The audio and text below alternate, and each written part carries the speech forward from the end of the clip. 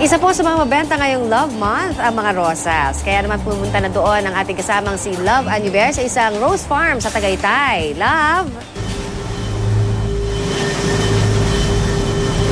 Hi! Good morning sa'yo, Connie. Nandito nga kami ngayon sa Tagaytay para nga dito sa mga bulaklak na rosas na talagang mabentang mabenta dun po sa ating mga kapuso ngayong Valentine's Day.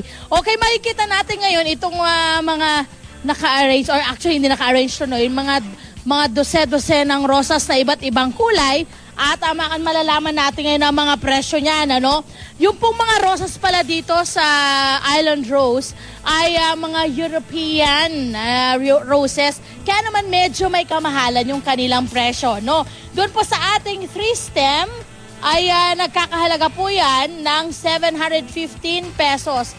Ito yun, ito po yun. Ayan, ito po yung 300, yung tatlong stem. Sa 6 na stem naman, okay, wait lang, ito yata yung, ay hindi, ito 1 dozen to. Pero pag 6 na stem, yan po ay 1,079 pesos.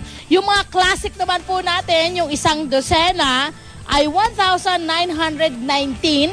Doon po sa 2 dosena ay 2,839. Ito yung classic. Ito po yung classic na 1 dozen.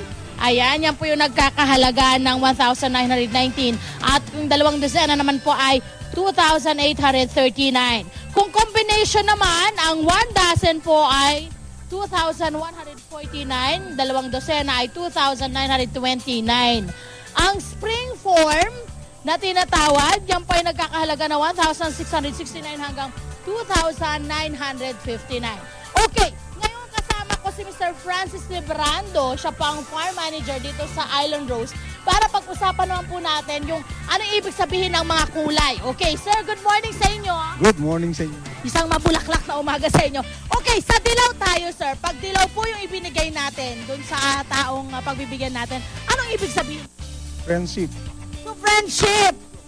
Freedom din. Ay, maganda rin to, no? Friendship and freedom. Okay, doon naman po sa atin. Red, love, courage. Love and courage ang sinisimbolize po niyan. Okay.